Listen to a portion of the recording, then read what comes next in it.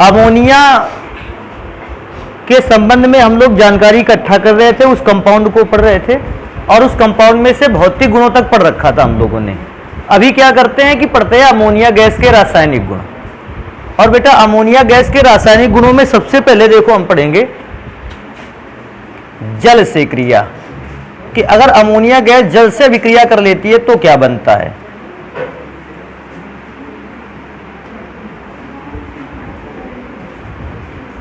देखो बेटा ammonia gas का फॉर्मूला होता है NH3 और हम इसकी अभिक्रिया करवाएंगे जल से। तो मैं कह रहा था अगर जल को HOH लिखना जानते हैं तो अमोनिया ही नहीं, ना जाने कितने पदार्थों की अभिक्रिया तो आप ऐसे ही करवा सकते हो। NH3 अगर इस H के साथ जुड़ेगा आके तो बेटा बन जाएगा NH4OH।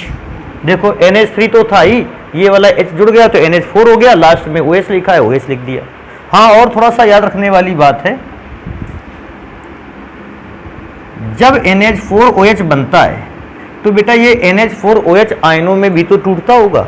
देखो आयनों में कैसे टूटता है, आयनों में टूटता है NH4 पॉजिटिव और साथ में OH निगेटिव आयन में।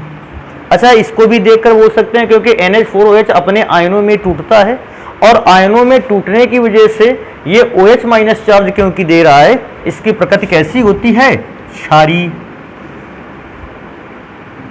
हाँ इस जगह थोड़ा सा ध्यान देने वाली बात ये कि अगर कोई पूछे अमोनिया कैसा क्षारीय पदार्थ है तो दुर्बल क्षारीय पदार्थ है। और दुर्बल क्षारीय पदार्थ को पहचाना कैसे जा सकता है कि जब भी कभी दुर्बल क्षारीय पदार्थ की रासायनिक अभिक्रिया आयनों में टूटती हुई लिखी जाएगी, उस पर रिवर्सिबल एरो लगा होगा। अच्छा रिवर्सिबल एरो बताता क्या है कि पदार्थ को हमने काय में तोड़ा, आयन में, और ये आयन फिर से आपस में क्या हो गए, जुड़ गए और NH4OH बना लिया। अब सोचो अगर हमने ऐसा थोड़ी देर के लिए मान रखा है कि 1000 NH4OH अणुओं को हम आयनों में तोड़ा, लेकिन 1000 अणुओं में से 700 अणुओं ने तो फिर से आपस में जुड़कर NH4OH बना लिया, तो आयनन की मात्रा तो हो गई बहुत कम। जितना पदार्थ आयनों में टूटा भी था कुछ कम, उतना ही पदार्थ फिर से आयन जुड़ गए उसके। तो ऐसी कंडीशन पर आयनों की मात्रा मानी जाती है बहुत कम, क्योंकि आयन खुद जुड़ रहे हैं, आयनों की मात्रा कम हो गई। और आयनों की मात्रा कम हो गई तो क्षारीय प्रकृति रहेगी जरूर, लेकिन क्षारीय प्रकृति कैसी रहेगी, कम। अच्छा एक यही केवल गुण ऐसा नहीं है जिससे आप अमोनिया की क्षारीय प्रकृति को दिखा सकते हो, एक और गुण है जिससे आप अमोनिया की क्षारीय प्रकृति को दिखा सकते हैं। देखो कैसे, दूसरा गुण कौन सा है,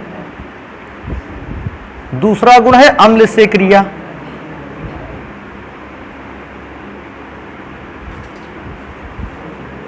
अगर अमोनिया गैस स्वयं में क्षारीय है तो हम इसकी अभिक्रिया करवाएंगे अम्ल से, और जैसे ही अमोनिया गैस अम्ल से अभिक्रिया करेगी ये तुरंत ही लवण का निर्माण करेगी।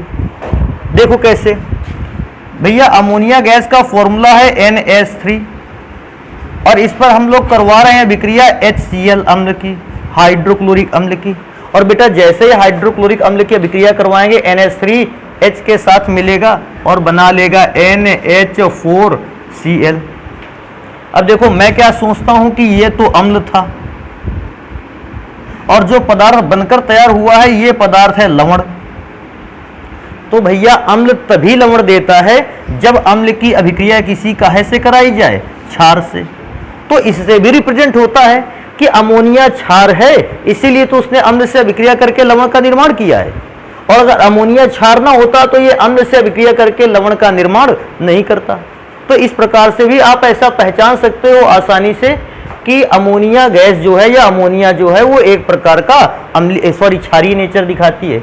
एक और अभिक्रिया बेटा इस संदर्भ में लिख सकते हैं। देखो ये अमोनिया का फॉर्मूला हो गया और बेटा इसकी अभिक्रिया किसी दूसरे एसिड से कराते हैं जैसे H2SO4 से। अब देखो H2SO4 से कराएंगे तरीका सेम है बेटा। NH3 जो है वो एक H के साथ जुड़कर NH4Cl बना रहा था। अब देखो H यहाँ कितने हैं, 2, तो भैया NH3 के भी कितने अणु ले लिए जाएं, 2 अणु ले लिए जाएं। एक H था तो अमोनिया का 1 अणु ले रखा था, H2 है तो अमोनिया के भी 2 अणु ले लेंगे। अच्छा सोचो 2 NH3 H2 के साथ जुड़ेगा तो बना लेगा NH4 का होल ट्वाइस। भैया NH4 हो जाएगा 2 बार और साथ में किसको लिख दिया जाए, SO4 को। और कोई पूछेगा भी इनके नाम क्या क्या है, तो भैया इसका नाम है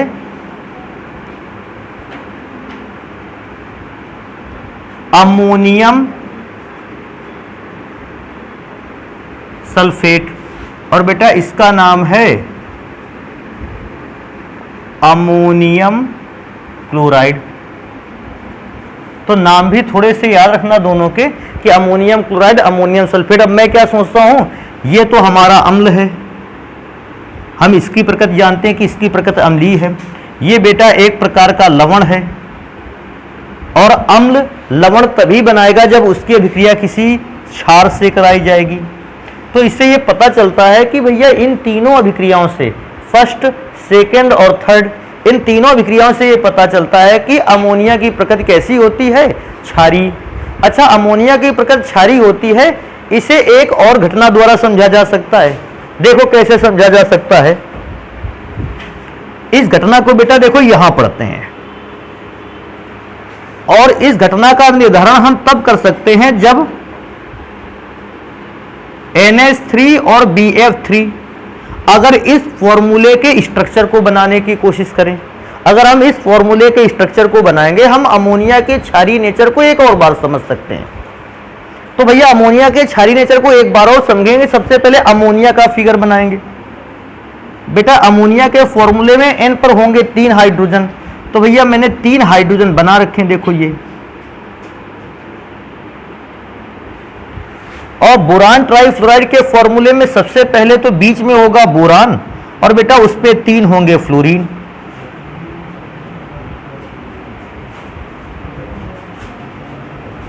अब देखो ये फॉर्मूले तो दोनों बना लिया, थोड़ा सा समझो इसको। नाइट्रोजन की बाहरी कक्षा में इलेक्ट्रॉनों की संख्या होती है 5, और 5 में से तो 3 इलेक्ट्रॉनों ने क्या कर रखे हैं, बॉन्ड बना रखे हैं। तो अभी नाइट्रोजन के पास 2 इलेक्ट्रॉन और रह गए होंगे। बोरान की बाहरी कक्षा में इलेक्ट्रॉनों की संख्या होती है खुद 3। देखो बोरान का परमाणु क्रमांक होता है 5। अगर इलेक्ट्रॉनिक विन्यास भी करने के लिए कहेगा तो इलेक्ट्रॉनिक विन्यास हो जाएगा 2,3। तो क्योंकि बोरान की बाहरी कक्षा में पहले से ही 3 इलेक्ट्रॉन है, तो भैया तीनों इलेक्ट्रॉनों ने तो बॉन्ड बना लिया है। अब थोड़ा सा अगर इस बात को ध्यान दोगे, समझोगे, पुरानी बातों पर आओगे, बहुत ही अच्छा लगेगा तुमको। कैसे बहुत अच्छा लगेगा? बोरान पर चेक करते हैं, जब इलेक्ट्रॉनों का साझा हुआ तो साझे के बाद टोटल इलेक्ट्रॉन कितने हो पाए। तो बेटा बोरान के पास खुद के 3 इलेक्ट्रॉन तो ही, फ्लोरीन से एक इलेक्ट्रॉन साझे में लिया, तो 3 इलेक्ट्रॉन खुद के ब्रोमीन के और 3 इलेक्ट्रॉन फ्लोरीन से लिए साझे में। तो टोटल बोरान के पास कितने इलेक्ट्रॉन हो गए? 6। अरे 6 इलेक्ट्रॉन का मतलब अभी भी बोरान का अष्टक कंप्लीट नहीं हुआ। 8 इलेक्ट्रॉन बनाने की प्रवृत्ति जो होती है वो कंप्लीट नहीं कर पाया। लेकिन अमोनिया पर देखें तो अमोनिया पर देखो, नाइट्रोजन परमाणु की बाहरी कक्षा में 5 इलेक्ट्रॉन तो होते ही हैं, तो 5 इलेक्ट्रॉन तो खुद नाइट्रोजन के हो गए, और 3 इलेक्ट्रॉन ले लिया हाइड्रोजन से। तो नाइट्रोजन का तो अष्टक पूरी तरह से कंप्लीट है, लेकिन बोरान ट्राइफ्लोराइड में बोरान का अष्टक कंप्लीट नहीं है। तो अब अमोनिया का नाइट्रोजन करेगा क्या? अपने पास उपस्थित अनाबंधी इलेक्ट्रॉन युग्म, इसी अनाबंधी इलेक्ट्रॉन युग्म को एक और नाम से जानते हैं एकाकी इलेक्ट्रॉन युग्म, या इसी को एक और नाम से जानते हैं बेटा लोन पेयर ऑफ इलेक्ट्रॉन। ये सारे के सारे नाम भैया इसी के हैं।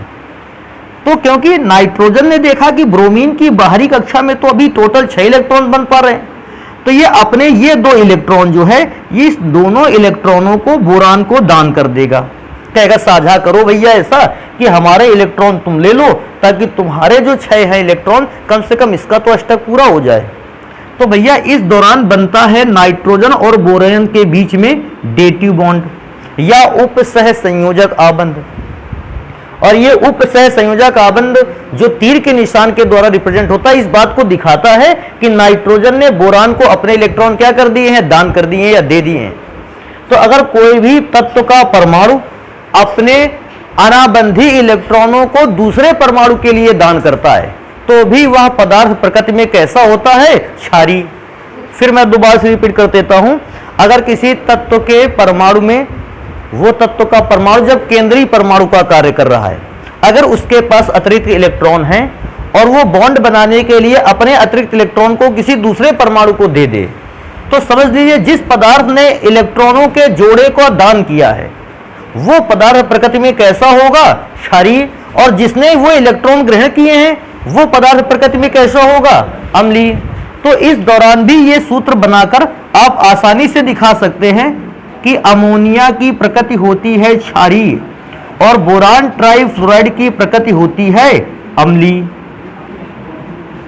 अच्छा, इस चीज को बताकर के कब आओगे, जब आपसे कहेगा लुईस के आधार पर अमोनिया की क्षारीय प्रकृति को समझाइए। तो लुईस के आधार पर अमोनिया की क्षारीय प्रकृति को समझाने के लिए भैया ये बॉन्ड समझाना पड़ेगा तुमको कि नाइट्रोजन के पास अनाबंधीय इलेक्ट्रॉन युग्म थे, जिस अनाबंधीय इलेक्ट्रॉन युग्म को नाइट्रोजन ने दान किया, अतः अमोनिया की प्रकृति कैसी है, क्षारीय। तो इसको जल्दी से नोट करते हैं, अभी तो बहुत सारे रासायनिक गुण अमोनिया के रह गए हैं, उनको पढ़ते हैं। देखो अगला रासायनिक गुण पढ़ते हैं, कहता है धात्विक लवण से क्रिया।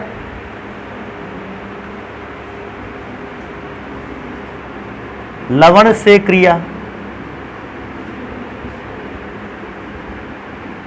और देखो धात्विक लवण से अभिक्रिया करवाते हैं अमोनिया की, तो सबसे पहला धात्विक लवण है बेटा ZnSO4, बेटा जिंक सल्फेट कहते हैं इसको, और इसकी अभिक्रिया करवानी है काहे से, अमोनिया से। तो थोड़ा ध्यान रखना, इस बार अमोनिया को हम NH3 नहीं लिखेंगे बल्कि लिखेंगे NH4OH।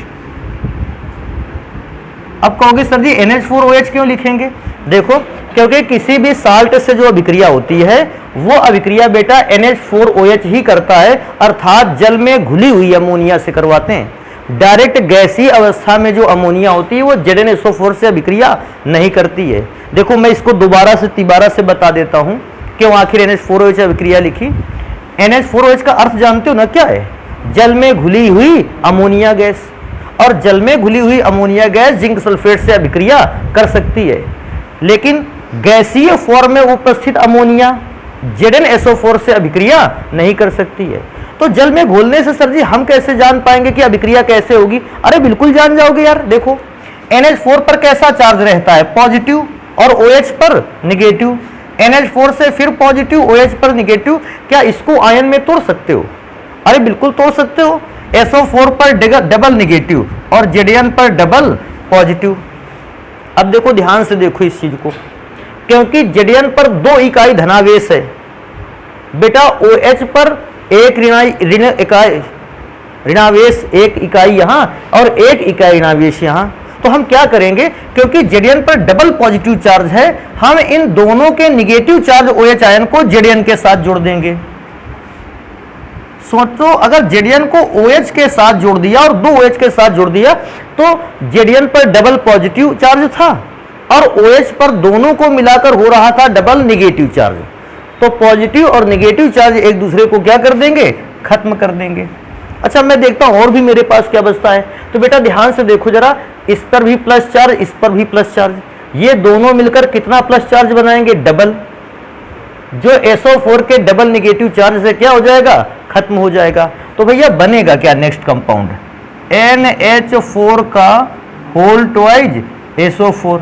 भैया इसको जिंक हाइड्रोक्साइड बोलते हैं और इसको बोलते हैं अमोनियम सल्फेट। और मैं क्या कहता हूं, इसका नाम तो अभी पढ़ भी चुके थे, हाँ इसके नाम को लिखा दिया जाए, इसका नाम है जिंक हाइड्रोक्साइड।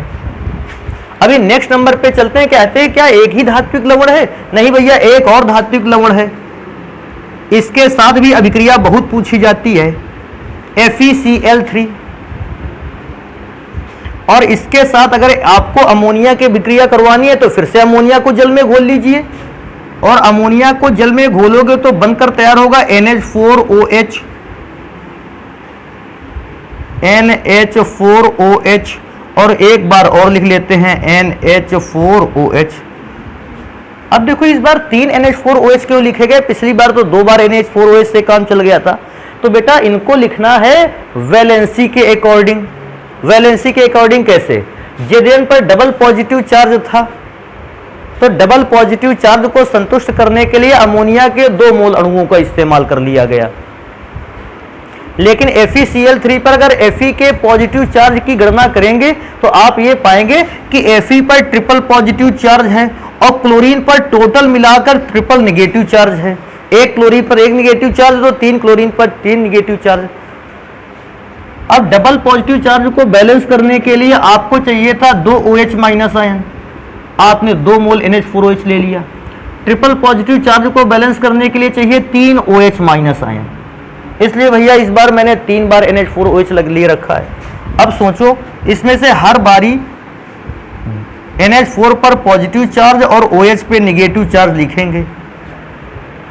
Fe जो ट्रिपल पॉजिटिव चार्ज रखता है वो तीनों OH के साथ एक साथ अभिक्रिया कर लेगा और इनके तीनों के निगेटिव चार्ज को क्या कर देगा, खत्म। तो पहला पदार्थ बनकर तैयार होगा FeOH का होल थ्राइस, फेरिक हाइड्रोक्साइड इसको बोलते हैं। और साथ में बेटा जरा ध्यान से देखो, Cl भी 3 है, NH4 भी 3 बार है, तो इसको तो ऐसे लिख सकते हैं 3 मोल NH4Cl। हाँ इसको लिख लेते हैं, इसको क्या कहते हैं, इसको कहते हैं फेरिक हाइड्रोक्साइड। तो इस प्रकार से कुछ धात्विक लवण के साथ अभिक्रिया जो है आप तैयार रखें इस बात को कि धात्विक लवण के साथ अगर अभिक्रिया करवाता है तो किस प्रकार से अभिक्रिया होगी। एक जगह बेटा और अमोनिया का बहुत अच्छा यूज है, इसको यहां लिख लेते हैं। देखो ध्यान रखना बेटा, अब जो गुण लिखा जा रहा है ये काफी इंपॉर्टेंट है। अच्छा इंपॉर्टेंट में से क्या है, कहता है अमोनिया का प्रयोगशाला में कोई यूज है। अरे बहुत सारा यूज है प्रयोगशाला में अमोनिया का। तो प्रयोगशाला में एक यूज ये भी है कि अमोनिया की सहायता से किसी विलयन में उपस्थित कॉपर की धातु और सिल्वर की धातु की पहचान की जाती है। देखो मैं बताता हूं, जैसे आपको एक बर्तन में कोई घोल दे दिया जाए और ये घोल है सिल्वर नाइट्रेट का, आपको ना पता हो इससे पहले, और आपसे बस इतनी बात पूछे कि क्या इस घोल में चांदी उपस्थित है या चांदी उपस्थित नहीं है, तो भैया आप जानते हो फिर हम लोग अमोनिया गैस का ही प्रयोग करेंगे। और अमोनिया गैस को इसमें डालते हुए फिर हम पता कर सकते हैं आसानी से कि किसी घोल में चांदी उपस्थित है या चांदी उपस्थित नहीं है। तो किसी घोल में किस किस पदार्थ की पहचान कर सकता है अमोनिया, तो अमोनिया का घोल किसी भी विलयन में उपस्थित 2 पदार्थों की पहचान कर सकता है, पहला कॉपर की और दूसरा सिल्वर की। तो ऐसा भी कहते हैं कॉपर और सिल्वर की पहचान करने में अमोनिया का प्रयोग किया जाता है।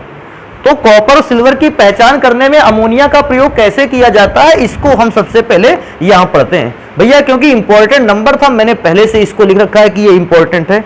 अभी स्टार्ट करेंगे। देखो क्या लिखेंगे, कॉपर आयन तथा सिल्वर आयन की पहचान करने में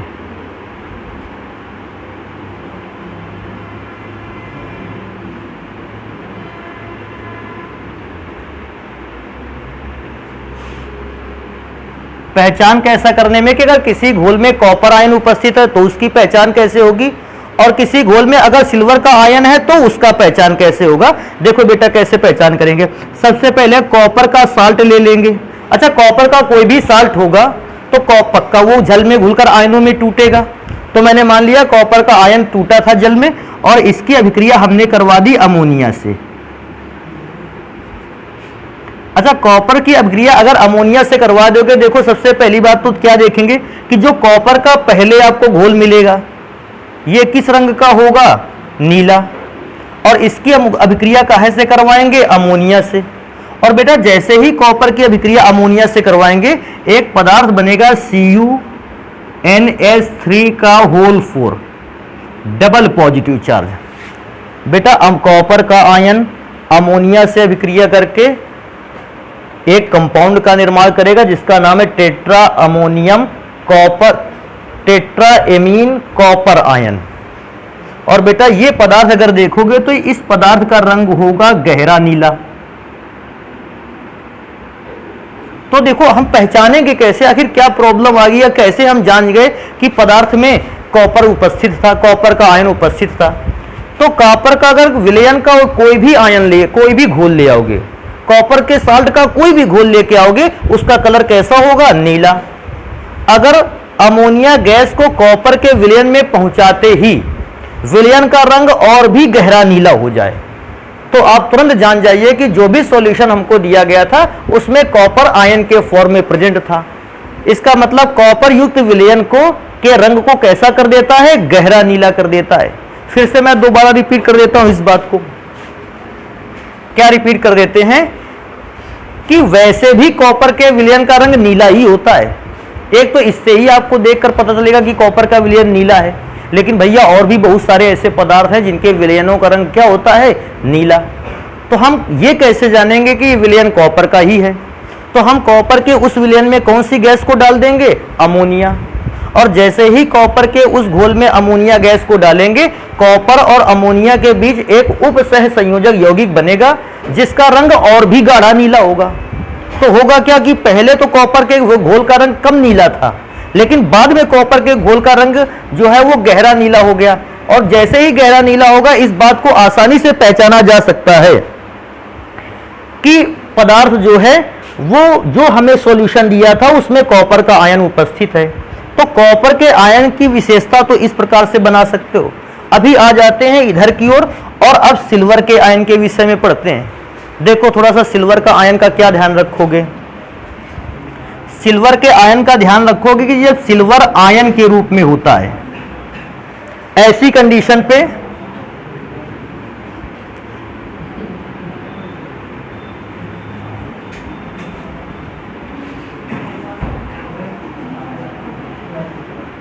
AgCl, देखो अब इसको पहचानोगे कैसे। अगर कभी भी किसी घोल में सिल्वर जो है वो आयन के रूप में है, तो आयन के रूप में जब भी सिल्वर होता है इसका रंग होता है रंगहीन। लेकिन सिल्वर जैसे ही AgCl में बदल जाता है इसका रंग हो जाता है सफेद।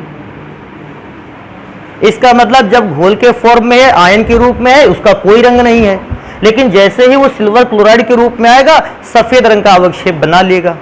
अब इसको पढ़ने के बाद अपनी अभिक्रिया पर आ जाते हैं। देखो अब हमने सिल्वर ले लिया और इसकी अभिक्रिया करवा दी अमोनिया से।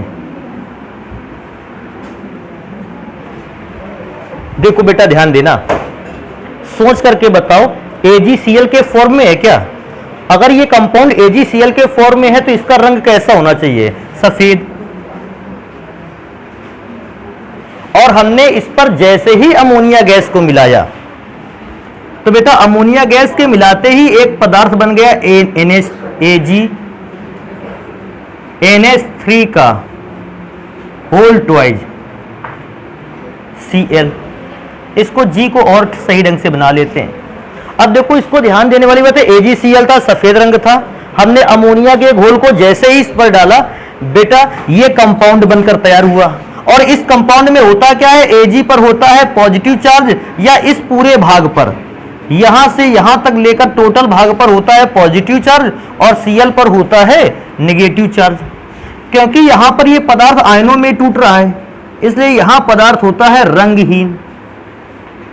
तो थोड़ा सा ध्यान देने वाली बात क्या है, अगर किसी भी घोल में सिल्वर या चांदी पाया जाएगा तो सिल्वर या चांदी पाए जाने की दशा में आप इस बात को देखोगे कि सिल्वर का जो सफेद घोल है या श्वेत रंग का अवक्षेप है वो तुरंत ही कैसा हो गया है, रंगहीन हो गया है। तो रंगहीन होने की वजह से आप आसानी से पहचान जाओ कि घोल में क्या था, सिल्वर। तो इसको जल्दी से नोट कर लेते हैं, फिर आगे पढ़ते हैं। अमोनिया के उपयोग पर आ जाते हैं कि अमोनिया के क्या क्या उपयोग हैं। तो अमोनिया के कुछ तो उपयोग बिल्कुल साधारण है जिनको पहले से ही पता होना चाहिए। कहता है यूरिया के निर्माण में।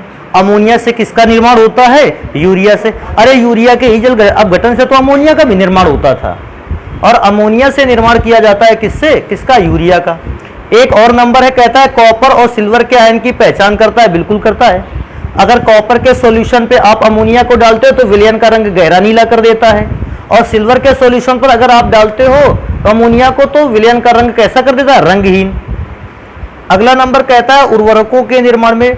भैया अमोनिया से बनाया जाने वाला एक उर्वरक तो यूरिया खुद है, और इसके अतिरिक्त भी कई ऐसे उर्वरक हैं जिसको हम लोग अमोनिया से निर्मित करते हैं। इसलिए मैंने यहाँ एक अलग से नंबर लिख रखा है कि उर्वरकों के निर्माण में। एक नंबर और लिखा है, कहता है प्रयोगशाला में अभिकर्मक के रूप में। हाँ, लेकिन क्योंकि अमोनिया तो गैस है, तो आपको प्रयोगशाला में क्या ये मिल पाएगी? अरे बिल्कुल मिलेगी, लेकिन बशर्ते आपको जो प्रयोगशाला में अमोनिया गैस मिलेगी वो अमोनिया गैस का जलीय विलयन मिलेगा। क्योंकि जैसे ही आप अमोनिया गैस को ढूंढोगे, आपका टीचर कहेगा कि बेटा ये अमोनिया गैस इस डिब्बे में भरी हुई है। अब आप डिब्बे को देखोगे तो तुम्हारा बिल्कुल दिमाग घूम सकता है, सोचोगे सर जी ने कहा था अमोनिया गैस, और कम से कम 20 बार लिखा था और 30 बार बोला भी था कि गैस है, गैस है और गैस है। लेकिन जब हम डिब्बे को देखते हैं तो उसमें अमोनिया तो द्रव के फॉर्म में मिल रही है। तो आप खुद सोचो, गैसों को सुरक्षित रखना या गैसों को लंबे समय तक अपने पास बनाए रखना कठिन है। क्या कठिन है? गैसों का रख रखाव कठिन है। अगर ढक्कन थोड़ा सा भी खुल गया गैसीय भाग का तो गैस बन तो उड़ गई। तो हमेशा गैस के फॉर्म में नहीं, अमोनिया को पानी पर घोल कर रखा जाता है। तो जब भी तुमको अमोनिया मिलेगा तो वो अमोनिया नहीं बल्कि अमोनिया का जल में क्या है? विलयन है। तो बात आएगी क्या सर जी अमोनिया को जल में घोल देने से क्या कोई प्रॉब्लम नहीं होती? अमोनिया के विलयन पर कोई प्रॉब्लम नहीं। क्यों कोई प्रॉब्लम नहीं? अमोनिया का अगर आप जल में घोलते हो तो आप इस बात को बहुत अच्छे ढंग से जानते हो, जल का अपना स्वयं में कोई नेचर नहीं है। तुमने जल के जब भी गुणों को पढ़ा होगा, नहीं भी पढ़ा होगा तो इस बात को जानते होगे, जल रंगहीन, गंधहीन, स्वादहीन या किसी भी नेचर का नहीं है। ना तो रंग है, ना तो गंध है, ना स्वाद है। जब किसी भी नेचर का ही नहीं है तो जल में तो खुद का कोई नेचर नहीं है। अब उसमें अमोनिया गैस घोल दोगे तो अमोनिया के नेचर को दिखाएगा, कोई दूसरी गैस घोल दोगे तो उस गैस के नेचर को दिखाएगा। तो वो जो अमोनिया का जलीय विलयन है वो केवल और केवल अमोनिया के नेचर को दिखाएगा, जल के नेचर को नहीं दिखाएगा। इसको ध्यान रखना। जो तुम्हारे दिमाग में आ जाए पानी पर घुल गया तो अब भाई पानी की विशेषताएं दिखाने लगेगा, कोई भी विशेषता नहीं, जितनी भी विशेषताएं दिखाएगा वो सारी की सारी अमोनिया गैस की। अगला नंबर है, कहता है दुर्बल क्षारक के रूप में। ये भी याद रखना, किसी भी व्यक्ति ने ऐसा सोच अगर रखा हो कि अमोनिया जो है वो प्रबल क्षार है, इसको दिमाग से निकाल दीजिए। अमोनिया दुर्बल क्षार है क्योंकि जब भी अमोनिया को पानी पर घोलते हैं और अमोनिया गैस आयनों में टूटती है, इसका आयनन कम मात्रा में हो पाता है, अर्थात आयन अपेक्षाकृत कम बनते हैं और अपेक्षाकृत कम बनने को ही कहते हैं अमोनिया का विलयन दुर्बल क्षारीय होता है। हाँ, एक और याद रखोगे, अमोनिया गैसीय अवस्था में अपनी क्षारीय प्रकृति को स्पष्ट नहीं करती है।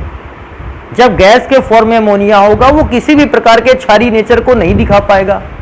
क्षारीय नेचर को कब दिखाएगा? जब आप उसको जल में घोल दोगे। कहोगे सर जी ऐसा क्यों?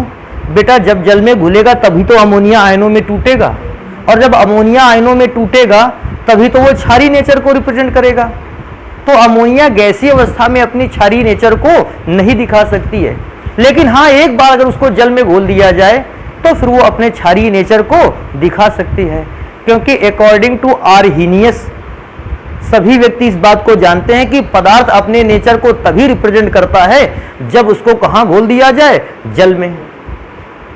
कोई भी एसिड अपने नेचर को तभी शो करता है जब आप उसको जल में घोल देते हैं। 100% प्योर एसिड आयनों में क्योंकि नहीं टूटा होता है, उसको स्वयं का नेचर दिखाने में परेशानी होती है।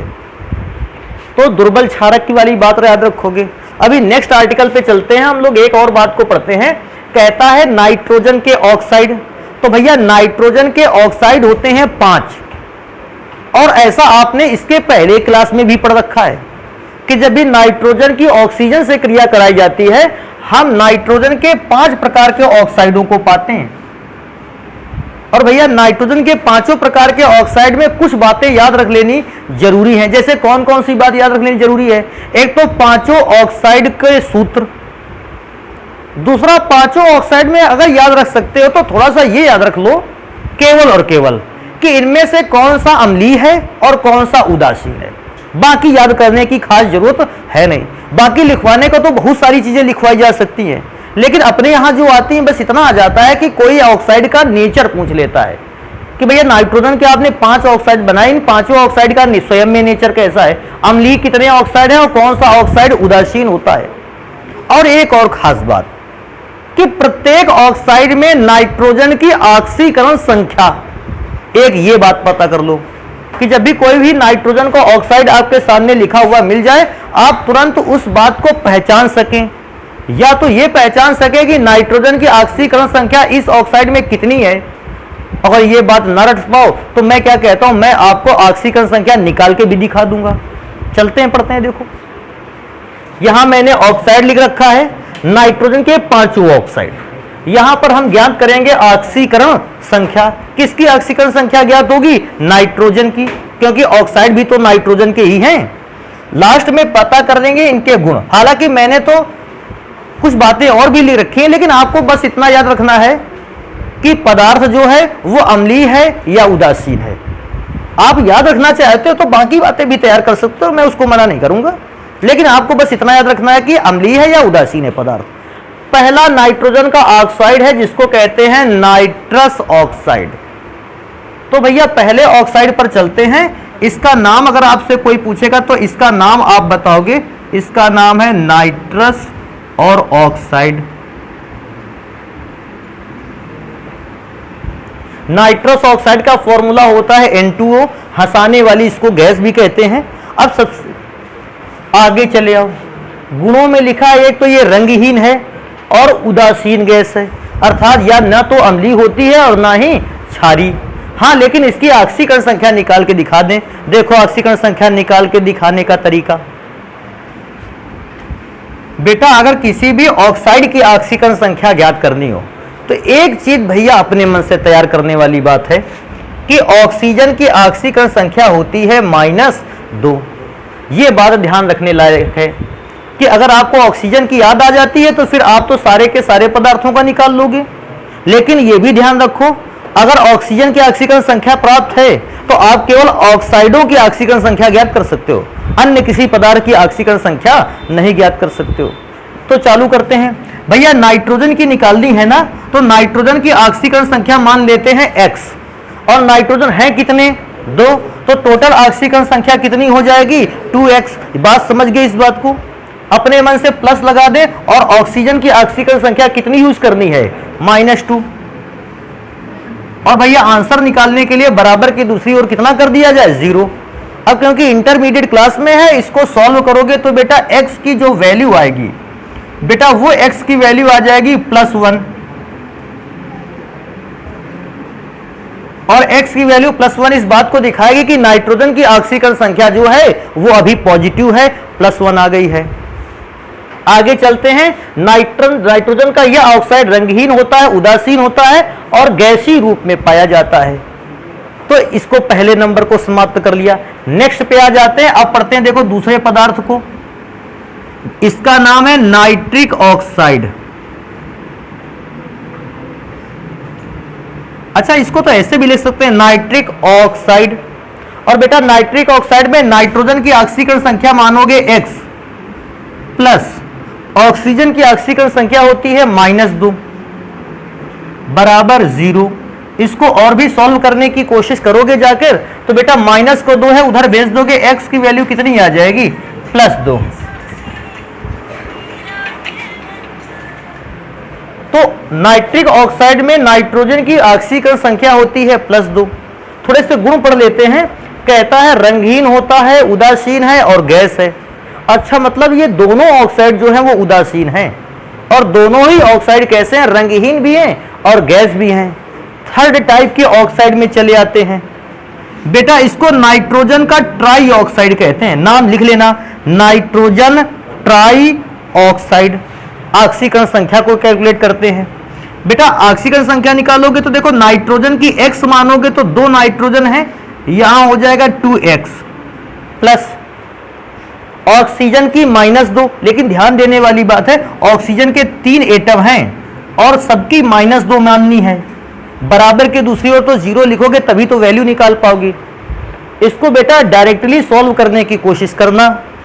अगर बेटा इसमें से डायरेक्टली सॉल्व करने की कोशिश करोगे तो नाइट्रोजन की ऑक्सीकरण संख्या आपकी निकल आएगी इस फॉर्मूले के लिए +3। और इस बात को बताओगे कि नाइट्रोजन का जो ट्राई ऑक्साइड होता है एक तो नीले रंग का होता है। देखो अब कलर आ गया, नीले रंग का हो गया। पदार्थ कैसा होता है? ठोस। और नेचर कैसा होता है? अम्लीय। तो अब तुम ये बात खुद सोचो अपने मन से, क्या ठोस अवस्था में ये अम्लीय नेचर को दिखा पाएगा? नहीं। जब आप इसको जल में घोलोगे पदार्थ आयन का निर्माण करेगा और अम्लीय नेचर को क्या करेगा? दिखाएगा। तो इस बात को बहुत अच्छे ढंग से तैयार रखना है। हाँ, अगर कोई व्यक्ति पूछ लेता है हमसे इस दशा पे कि सर जी आपने इसको अम्लीय नेचर का कह दिया, क्या आप इसको प्रूफ कर सकते हैं अम्लीय नेचर का? अरे बिल्कुल प्रूफ कर सकते हैं, लेके आओ, देखो पदार्थ को बेचारे को इधर लिवा के लाओ। N2O3 है, हम इसको कहां पर घोलेंगे? भैया किसी भी पदार्थ के नेचर को जानने के लिए जरूरी था कि हम उसको कहां पर घोलते थे? जल में। इसके पहले भी तो हमने तुमको बताया कि जब तक पदार्थ जल में नहीं घुलेगा हम उसके नेचर को पूर्ण रूप से पहचान नहीं पाएंगे। अच्छा, जल में घोलोगे बेटा, देखो सबको आपस में जोड़ लो। अच्छा, जोड़ोगे तो देखो हाइड्रोजन कितने हो जाएंगे? 2। नाइट्रोजन कितने हो गए? 2। और ऑक्सीजन टोटल कितने हो गए? 4। 2 hydrogen 2 oxygen, sorry 2 nitrogen 4 oxygen. क्या कहते हो, 2 कॉमन कर लिया जाए? अगर 2 कॉमन कर लोगे तो अंदर बचेगा HNO2, यही तो बचेगा लास्ट में। देखना कभी कॉमन करके अपना। बेटा ये नाइट्रस अम्ल है। अब थोड़ी देर के लिए ध्यान देंगे, ये तो अम्ल है, तो क्या अम्ल जल के नेचर, जल का नेचर है? आपने तो पढ़ा था कि जल का तो अपना कोई नेचर नहीं होता। तो ये जो अम्लीय व्यवहार आ रहा है, ये जो नाइट्रस अम्ल बन रहा है, वो किसकी वजह से ये अम्ल बन रहा है? N2O3 की वजह से, क्योंकि जल का तो खुद का अपना नेचर नहीं है भैया। तो इसका मतलब N2O3 की ही प्रकृति अम्लीय होगी, तभी ये पदार्थ जल में घुलकर क्या बना रहा है? अम्ल। तो इस बात को थोड़ा सा समझना है। अगर कभी लिखना चाहोगे ऐसा तो भैया ये अभिक्रिया हम नहीं मिटाते तो उस समय के लिए। नेक्स्ट नंबर पे आ जाते हैं NO2 या N2O4। NO2 और N2O4 सेम कंपाउंड हैं, लेकिन प्रॉब्लम जानते हो इसको क्या है कि भैया इसको डाइमर फॉर्म में लिखा गया। अब डाइमर फॉर्म क्या है? डाइमर फॉर्म को कहते हैं द्विलक रूप। जब कभी किसी अणु में ऐसी व्यवस्था हो जाए कि अणु एकल रूप में स्थायी रूप से न रह पाए या अकेले स्थायी रूप से न रहे, तो वो क्या करता है, अपने स्थायित्व को बनाने के लिए एक और अणु को अपने साथ क्या कर लेता है? जोड़ लेता है। और जब दो दो अणु एक साथ जुड़कर रहने लगते हैं, हम यौगिक के इस रूप को या तो द्विलक रूप कहते हैं और या अंग्रेजी में कहते हैं डाइमर फॉर्म। तो क्योंकि ये मोनोमर फॉर्म है, अकेला अणु है, ये स्थायी नहीं होगा। अब क्यों स्थायी नहीं होगा, इसके लिए बेटा बाद में किसी दिन हम एक क्वेश्चन भी पढ़ेंगे, अपनी NCERT बुक पर है, उस क्वेश्चन को कंप्लीट करेंगे कि ये एकलक अणु के रूप में क्यों नहीं रहता। एकलक अणु में स्थायी नहीं होगा, इसलिए इसने 2 अणुओं को आपस में जोड़ लिया। एक अणु में NO2, तो 2 अणुओं में मिलकर N2 हो गए और O4 हो गए। और बेटा ऐसी कंडीशन पर अगर ऑक्सीकरण संख्या निकालना चाहे तो चाहे इससे निकालो चाहे इससे निकालो, दोनों से ही ऑक्सीकरण संख्या सेम निकलेगी, क्योंकि पदार्थ तो एक ही है। नाइट्रोजन की ऑक्सीकरण संख्या X2 और ऑक्सीजन की ऑक्सीकरण संख्या होती है -2 बराबर 0, तो X बराबर +4। और नाइट्रोजन के डाइऑक्साइड में से ना, ये एक तो भूरे रंग की गैस है, अम्लीय होती है। आगे लिखा रंगहीन ठोस अम्लीय। यार ये बात तो समझ ही नहीं आ रही कि अभी गैस लिखा फिर सर जी ने ठोस लिख दिया। अम्लीय दोनों में लिखा, हम जान गए अम्लीय होगा। तो बेटा मैं बताऊं, जब नाइट्रोजन का ऑक्साइड NO2 के फॉर्म में होता है, ये भूरे रंग की गैस होती है और अम्लीय नेचर है। लेकिन जब यही अणु आपस में जुड़कर N2O4 बना लेते हैं तो बेटा यह ठोस अवस्था में बदल जाता है, रंगहीन हो जाता है और नेचर तो अभी भी अम्लीय रहता है। इसलिए भैया मैंने वो स्लैश का निशान लगा रखा है। कोई पूछेगा NO2 या N2O4 जो आपके पास लिखे हैं ये अम्लीय प्रकृति के हैं, आप कैसे सिद्ध कर सकते हो? अरे भैया तुरंत सिद्ध करते हैं। N2O4 को काहे में घोला जाए? जल में। देखना बेटा ध्यान से, अगर जल में घोलोगे देखो टोटल क्या बन रहा है, H2N2O5, यही तो बन के तैयार हो रहा है। हाँ यही तो बन रहा है। क्या ऐसा आज तक जीवन में कोई केमिकल देखा है? हमने तो नहीं देखा है। तो हम एक काम करेंगे, इसके अंदर से कोई एक फेमस एसिड क्या कर देंगे, निकाल लेंगे। फेमस एसिड वही एसिड नाम बताना जो तुमको इससे अंदर से निकलता हुआ दिखाई दे रहा है। क्या कोई फेमस एसिड इसके अंदर से बाहर किया जा सकता है? तो आपके दिमाग में आएगा HNO3 अर्थात नाइट्रिक अम्ल। अरे जरा देखो, अगर इसे नाइट्रिक अम्ल को निकाल लिया जाए तो अब क्या बचेगा इसके अंदर? एक H बचेगा, एक N बचेगा, O5 में से 3 निकाल लिए, कितने बचेंगे? 2। क्या ये नाइट्रस अम्ल नहीं है? इसका मतलब है कि नाइट्रोजन का जो डाई ऑक्साइड था ये तो जल में घुलकर दो दो प्रकार के अम्ल बना रहा है। और क्योंकि अच्छा अब ये दो प्रकार के अम्ल बन रहे हैं तो क्या ये अम्ल का नेचर जल से आया है? नहीं, ये किससे आया है? नाइट्रोजन के ऑक्साइड से। तो नाइट्रोजन का ऑक्साइड भी प्रकृति में कैसा होता है? अम्लीय। अम्लीय। अभी लास्ट नंबर पे चलते हैं, नाइट्रोजन के ऑक्साइड को पढ़ते हैं N2O5। नाइट्रोजन का पेंटा ऑक्साइड है ये। ऑक्सीकरण संख्या निकालोगे तो 2 नाइट्रोजन के लिए X यूज करेंगे क्योंकि नाइट्रोजन की तो ऑक्सीकरण संख्या निकालनी है। और बेटा क्या कहते हो, 5 है ऑक्सीजन, तो 5 और ऑक्सीजन की ऑक्सीकरण संख्या -2 बराबर 0, देन X बराबर +5। ऑक्सीजन नाइट्रोजन के इस ऑक्साइड में नाइट्रोजन की ऑक्सीकरण संख्या +5। और रंगहीन होता है ये पदार्थ, ठोस होता है। नेचर में कैसा होता है? अम्लीय। कहोगे सर जी क्या इसके नेचर को अम्लीय प्रूफ कर सकते हो? बिल्कुल प्रूफ कर सकते हैं। भैया N2O5 को ले आओ और इसमें काहे को मिला दो? जल को। अब सोचो जल को मिलाओगे तो हाइड्रोजन 2 है, नाइट्रोजन 2 है, ऑक्सीजन हो गया, टोटल चलते हुए 6। तो क्या इनमें तीनों में से नाइट्रोजन, हाइड्रोजन, ऑक्सीजन में 2 कॉमन नहीं है? और जैसे ही आप 2 को कॉमन करोगे अंदर बनेगा HNO3। अब देखो जो भी पदार्थ जल में घुलकर अम्ल दे रहा है तो मैं इस बात को मान लूंगा कि वो पदार्थ प्रकृति में कैसा है? अम्लीय। अच्छा इन ऊपर वाले पदार्थों की बात करोगे, सर जी इनको जल में क्यों घोल के नहीं दिखाया? बेटा ये पदार्थ जल में घुलेंगे ही नहीं, और जब ये पदार्थ जल में नहीं घुलेंगे तो हम इनको जल में घोलकर इनके नेचर को भी दिखाना नहीं चाहते हैं कि भाई जब पदार्थ जल में घुलेगा नहीं, जबरदस्ती क्या घोल दें क्या उसको? जो घुलेगा उसी का तो अभिक्रिया लिखेंगे। तो ऊपर वाले पदार्थ 2 हुए, वो दोनों उदासीन हैं, बाकी के पदार्थ कैसे हैं? अम्लीय। एक और बात दिमाग में बिठा लेना, नाइट्रोजन के ऑक्साइडों में जब जब नाइट्रोजन की ऑक्सीकरण संख्या बढ़ती रही है, ऑक्साइड की अम्लीय प्रकृति भी बढ़ गई है। और लास्ट में आखिरी बात कहेंगे, इसको बिल्कुल दिमाग में भर करके रख लेना, किसी भी अधातु का ऑक्साइड, अधातु जानते हो ना, नॉन मेटल के ऑक्साइड अगर आपको बहुत सारे दे दिए जाएं तो बेटा नॉन मेटल के ऑक्साइड में जिस ऑक्साइड की ऑक्सीकरण संख्या जितनी अधिक होगी उस पदार्थ का अम्लीय नेचर भी उतना ही अधिक होगा। जैसे मैं क्या सोचता हूं, नाइट्रोजन के ही ऑक्साइड ले लेते हैं, इनमें से सबसे ज्यादा अम्लीय कौन होगा? जिसमें नाइट्रोजन की ऑक्सीकरण संख्या सबसे अधिक है। तो नाइट्रोजन के बहुत सारे ऑक्साइड पढ़े, लेकिन इसमें नाइट्रोजन की ऑक्सीकरण संख्या सबसे ज्यादा आई 5। तो बेटा नाइट्रोजन का ये जो पेंटा ऑक्साइड है ये सबसे ज्यादा प्रकृति में कैसा है? अम्लीय है। इस बात को भी ध्यान रख लेने की जरूरत है। तो इसको जल्दी से नोट करेंगे। अभी नेक्स्ट क्लास में क्या करेंगे, इन्हीं नाइट्रोजन के ऑक्साइड के संरचना सूत्र पढ़ने होंगे। और साथ में हम लोगों से एक बात और डिमांड करता है, कहता है संरचना सूत्र तो पढ़ो ही, और साथ में अगर ये संरचना सूत्र अनुनाद को दर्शाते हैं, अनुनाद जानते हो ना, अपने स्ट्रक्चर में बदलाव कर सकते हैं, तो उस बदलाव को भी समझाइए।